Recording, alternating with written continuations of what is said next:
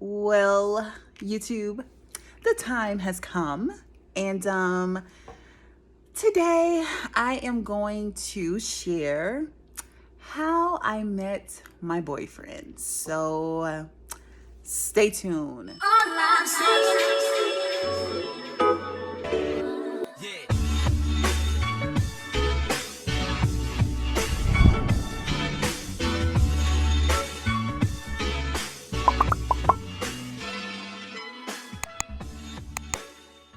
All right, YouTube, let's jump right into it. So, like I said before, let's find out how I met my boo thing. Let's talk about the lovely apps. Let's start there. So yes, I did meet my boyfriend on an app.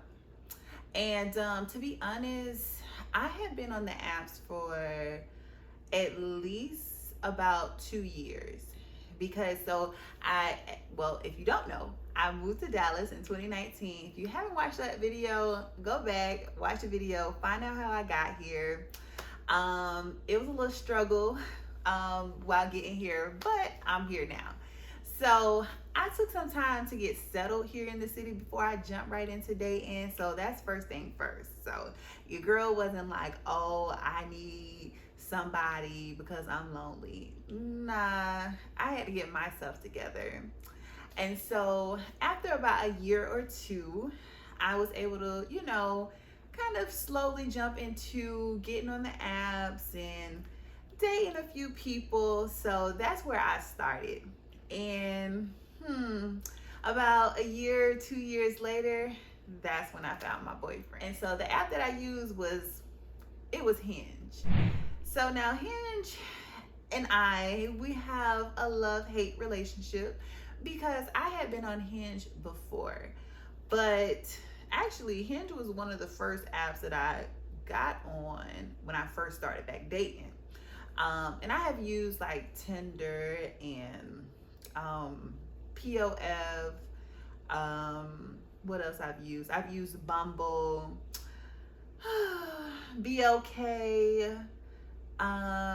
Facebook. So your girl was on the apps for real. So yeah, so I ended up going back to Hinge summer of 2022. And I was like, well, one thing I liked about Hinge is the guys on there, they seem to be a little bit more cleaner cut. They put more effort into their profile. And it was just, I liked it the way you were able to select who liked it you. So if you've never been on Hinge, I'll give you a little spin. That's if I can remember. But for the most part, like, you can like a guy and then it'll go into like this inbox of likes, and they will have to like you back in order for the conversation to have, or vice versa. So they can like you, it'll go into this like box of likes, you can like them back, and you can start conversation. But if you don't like them, then you can decline it or let them sit in that like box. Your choice. But that's how, the rules of Hinge work. And so, you get tired of swiping or hitting X and hitting likes and not matching with the right person or liking with the right person, and that person doesn't like you, and whatever.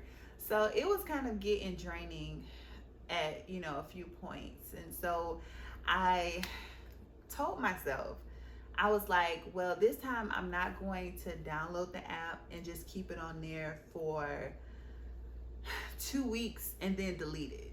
I was like, Vanessa, you have to give it more time than just a couple of weeks. And so that's what I did. So I kind of told myself, I was like, well, I'm going to download it for this summer. Whether if I'm liking people or if I'm on there constantly or not, I'm going to have it on my phone. I'll browse here and there, but I'll keep it on there for a couple of months. And that's what I did. I would say coming around August time frame, at that time, I was getting a new job and I was kind of busy. But what slowed me up was I ended up getting COVID. And so I had to stay in isolation. So I had to stay home. And while I was home in isolation, I was like, I don't have nothing else to do, so why not scroll on the apps? And so got on Hinge. I was scrolling one day, and came across my boyfriend's profile. And at that time, honestly, I was trying to be a little bit more open-minded. And I was like, not to say that he wasn't attractive, because he was attractive. But, if a guy didn't put a certain amount of effort, or if they didn't have a voice recording, or if they didn't have, certain things on their profile, I would like X them out and just be like, whatever, dude. You haven't even put time in your profile. So why would I even try to have a conversation with you? But he had effort, like he had pictures. I don't think he really did any of the prompts, because they have prompts on there. So it wasn't too many prompts, maybe like 2. And what really got me was that he was close by where I live. So if you're not familiar with the DFW Metroplex, there's so many different surrounding areas. And so you can really go far. So I don't live like by South Dallas, and that's where, most of the black men are. And so I used to complain about traveling and meeting these guys and them coming over this way. It was just too much. So when I saw his profile and that it was close by, I was like, oh, that's perfect, because I don't have to travel too far if I want to go see him. He don't have to travel too far if you need to come see me. So it was perfect. So I think that was the number one thing that kind of gave the green light with me liking his profile back. So he liked me first, and that's how I like to do it on Hinge, because it's like guys know what they want. So I'm not about to like your profile and you need an ego booster so you like me back. No. If you like me, go ahead and like my profile. I'll make the decision to allow the pursuit to continue forward. So that's what I did. So I liked him back, and I believe he said like good morning or something like that. And I was like, hey, good morning. And so that was the start of the conversation. Now, ironically, that was a whole year from now. So it's been a complete year since our first DM. And the other night, we kind of realized that, did a small little celebration, but our first meetup is actually coming up in a couple of weeks, and that's when we're gonna celebrate our first year together. So yay! So, honestly, this is the longest relationship I've ever had. I would say, not really, let's just say outside of situationships, because here's the thing. Guys, they want to do situationships, and situationships is not commitments, and commitments don't take you nowhere. So this is the longest committed relationship that I've been in, and honestly, it's been a roller coaster. A roller coaster. And I know you guys probably thought it was gonna be lovely, lovely all the time. But let's jump into the reality of. All right, let's do that. When you get into a relationship, wait a minute. This is what I found out, and I'm just going to give you this for the free. So I found out being in a relationship is definitely not an easy thing. And since I've been in this relationship, so many things has come up from past traumas, even my insecurities, and just learning how to communicate, how to be on one page. And it's so crazy is because we're so compatible, and you would think, you're compatible with this person, you guys get along just great, you have so much in common that it's going to be an easy flow. And to be honest, it's definitely easier than most. Like, it's easier than my past relationships. I can definitely say that. That's why I've been with him longer. But I can't sit here and say that past triggers didn't come up and that we didn't have rough patches. And so that's just the reality of. And so, but one thing that really kept us on track is our communication. I really value how we communicate together. He's really good at that. We communicate differently at times, but we're still able to come together and still create a space for us to talk. And so that's one of the things that I would say has been like the greatest thing about this relationship, because I've never been able to be on the same page with someone. It just feels so good that even when we get off the same page, we're able to jump right back on the same page and say, okay, are we here? You know? And so that's been very rewarding. And it really helped us move past the challenges, because when we come up to a hurdle, we're not like at this standstill of like, well, okay, where do we go from here? We actually sit down, we talk about it, and we're in reality of, because here's the thing, dating, being in a relationship, I hate to say it like this, but it's really like the trial period of your before you get married. And if you don't think of it that way, then you're wasting your time, because it's like, well, I guess it depends on, you know, if you're with someone, if y'all two have the same end goal. But if the end goal is marriage, then dating and relationship, that's when you kind of figure out, well, is this the person that I am expecting to marry? And so that's why it's been so important for us to be on the same page and get through these particular hurdles, because it just really showed me that this is someone that if I come up into a challenging place in my life or within the relationship, this is someone that I can talk to. This is someone who will respect me when we're upset, when emotions are high. We're able to get through those tough things. And I think that is a very important component to being in a relationship. Because I just feel like some people, they jump into relationships and marriage and they don't think about those hard times because they want to kind of stay in the happy phase. And it's like, well, if you're always in a happy phase, you would never know, okay, if I have this challenge in my life, how will you respond? Will you respond the way that I need? And so look, I never knew I needed it until I needed it. Let's just say that. And you all know a little bit that I've been going through rough patches after rough patches after rough patches, just me personally.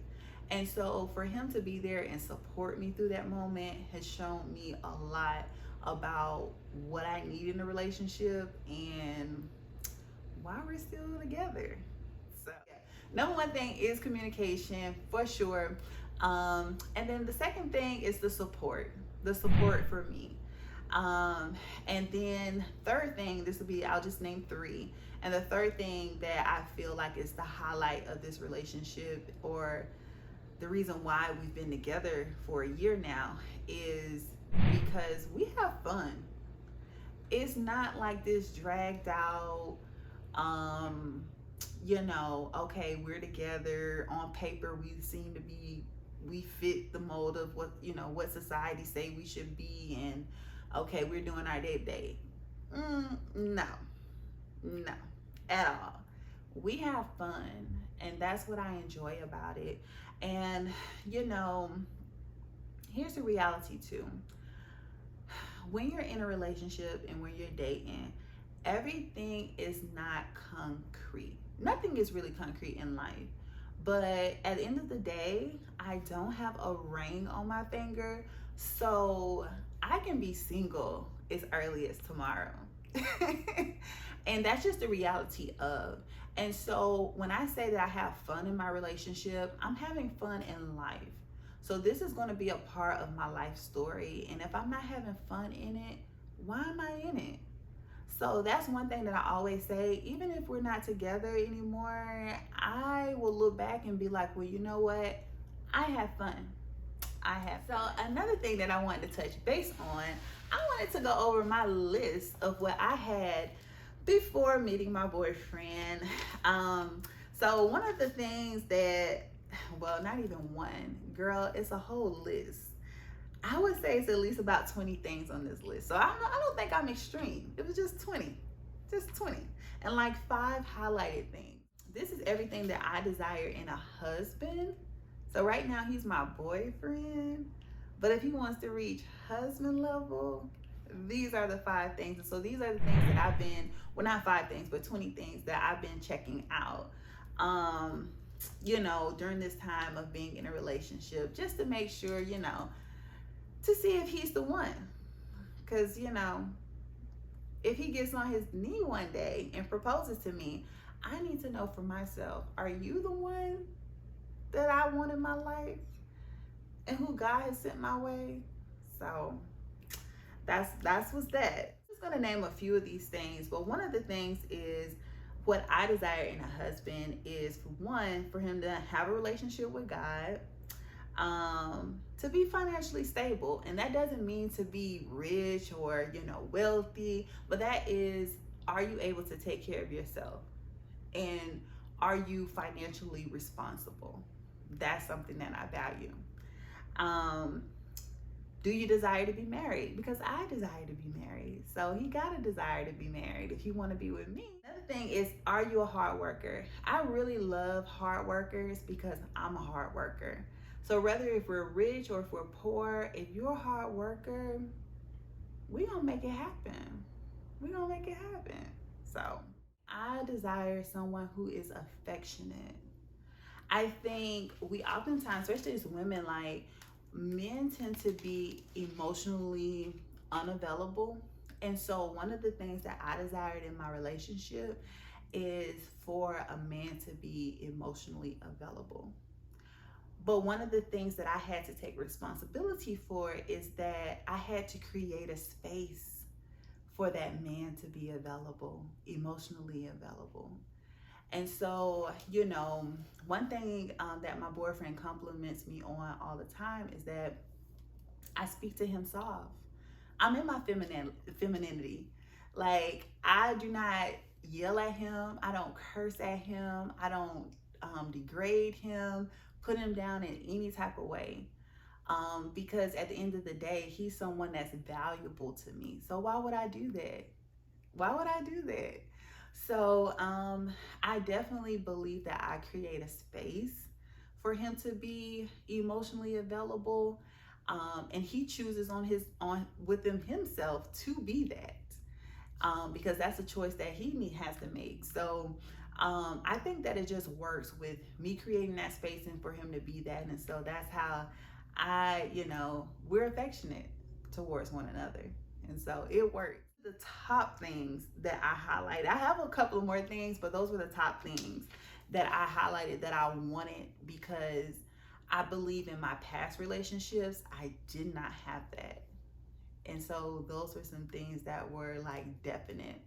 And then, of course, I'm just going to name a few more. I love to travel, so they have to love to travel. Open-minded, caring towards others, patient. They must have life goals, because I have life goals and we have to go somewhere. So, and that's one thing too, is just being in alignment with the person that you're with. And so that's a check off for me. That's a check off for me. We definitely are eye to eye on our life goals and how we want to move forward in life. So, and another thing that I value is being family oriented. So I love that my boyfriend, he is family oriented. He's close with his family. I am close with my family. And so I just like that family feel. Even if we have our own family, I want our own family to be tight knitted. So that was one of the things that I really valued in. I believe that he's that. So that was the list that I had before meeting my boyfriend. And honestly, he checks off mostly everything on the list. And I really think lists are important, because you're able to take what's in your heart and what you desire, put it down on paper, and it makes it real. And that way you're able to see what you desire, and you're able to say, you know what, I can check it off. These were the things that were in my heart, and here it is before me, in front of me. So the last thing that I want to talk about regarding like me meeting my boyfriend, So, like I said before, it's been a year since we've been together. And I know that you see on YouTube, you see different videos on how I met my husband and we were married in 6 months and we were married in 2 days. And it's great. It's great for them. But one thing that I found out while being in a relationship is I needed time. I needed time to make sure that this is a person that I would want to marry. And so, it would have been great to, be married, but if we're going to spend a lifetime together, I say, what is the rush? And that doesn't mean that we take forever to get to that point, but it says that, you know what, this is important to me and I'm going to evaluate it before I move into that. I mean, anything else that we take seriously in life, we take time to consider it. We don't rush into it. Well, I hope you don't rush into it. But yeah, we don't rush into it. And so I can honestly say that this year has been needed. Like I needed this year. Um to see his character, to see, him, to see him in my hard places, like the things that I struggled with, to see how he responded to those things. And so you also hear too, you want to see somebody in every season. Now, I don't know if we've seen each other in every season, but we've definitely had the roller coaster, the ups and the downs in the relationship. And it is definitely enough for me to see if this is someone that I would consider marrying. Because, like I say, you can get on that knee, you can propose, but I don't have to say yes. I don't have to say yes. So yeah, that is how I met my boyfriend. And everything is going well. I'll say that. And so I really don't know what God has for me, well, for us, but I am just enjoying the moment. I'm having fun. I'm learning so much about myself. And also, too, to learn how to keep that balance of, yeah, you're in a relationship, but you also have you to take care of. And so I think that's so important in a relationship and before you get into a marriage, because you don't want to lose yourself. So I finally did this video. So that's how I met him. I met him on Hinge. We've been together for a year and the marriage thing is still pending. But yeah, I would definitely marry him if he asks. You gotta ask though. I'll have another video coming to y'all soon. If you're new here, go ahead and subscribe. Like, comment. If you have another question about, maybe about my relationship or how I met him, you can leave it in a comment. Just keep it respectful. And I'll check back in with y'all later. All right, bye.